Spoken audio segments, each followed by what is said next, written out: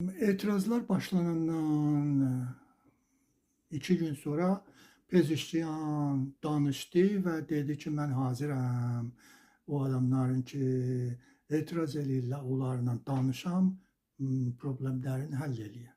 3-cü gündə də bir sıra bazar adamları ilə o tacirlərlə oturdu danışdı, onlara bir vədə verdi. Dedi ki iqtisadi məsaili həll eləyəcəm, o rantlar ki var onların qabağını alacağım, qoymayacaq dahi doların qiyməti getsin yuxarıya və bu söhbətlərdən elədi. Amma elə bir əsəri yox idi. Etirazların 7-ci günündə Əli Xamneyi danışdı və danışığında çox şiddətlə dedi ki, bu ixtişaş salanları, şuriş salanları gərək yerində oturdaq vəziyyətində. Ki bir növ demək olar ki, onları əzmə fərmanı verilirdi o babətdə. Buna iki cür baxmaq olur. Biri budur ki, Pezeshkianla Əli Xamneyi istəyirlər o yaxçı polis, pis polis rolun ki, siyasətdə çox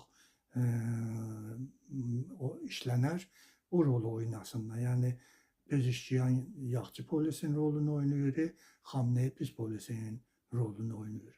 Amma dərin baxanda məsələyə, mən ki İran məsailin yaxından izləyirəm hər lahazdan, nəzərə gəlir ki, hökumətin içində ciddi surətdə ixtilaf yaranıbdır. Yəni daxildəki məsələləri həll eləmək üçün geçmişdəki kimin vahid bir fikir yoxdur. Tək bir fikir yoxdur. Fikirlər gahdan bir-birinin ziddinədir, ya fikirlər cürbəcürdür. Bu məsələ Pezeshkianla Xamneyinin mövqe tutmasında da görsənir. Bu hətta gəlib indi hərbi qüvvələrin içində də bu məsələ görsənir. Bəzi şəhərlərdə polis cəmaətin qabağında durmayıb, cəmaət etiraz eləyəndə qaçıbla cəmaət. Müxtəlif videolar vardı ki, polis cəmaətin qabağından qaçır. Yəni hazır olmurlar güllələsinlər. Amma çoxlu şəhərlərdə də polis dayanıb güllələyir və özləri də deyirlər, Qum əyalətinin üstəndarı o söhbətində deyib 2 nəfər burada ölübdür və onlar da tozih verir ki, deyir Qumdakı polis etirazların müqabilində plastiki güllələrdən istifadə edir, ya o saçma güllələrindən istifadə edir. Yəni öldürən güllələrdən deyir istifadə eləmir. Amma bəzi şəhərlərdə, Loristan tərəfində görürük ki, polislərin əlində hərbi tüfəng vardı və cəmaata tərəf atırlar.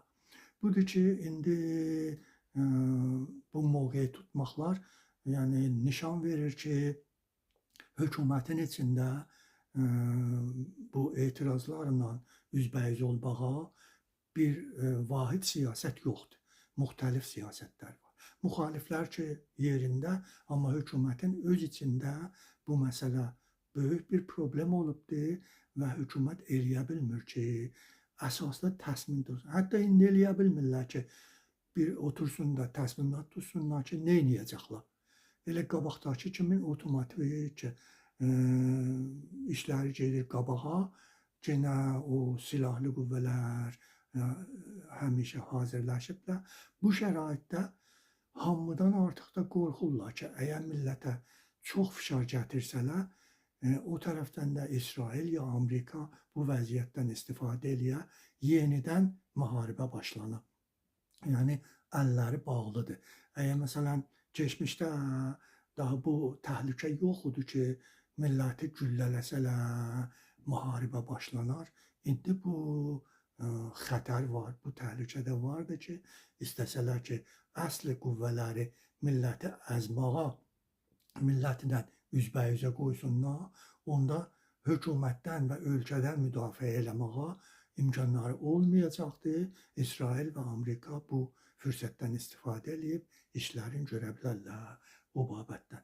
Hər halda Xamneyi ilə Pezeşkiyanın fikirlərinin bir-biri ilə fərq eləməsi təkcə onlara qutulmur, bəlkə hökumətin içində belə bir ixtilaf vardı və bu ixtilaflar da bais olur.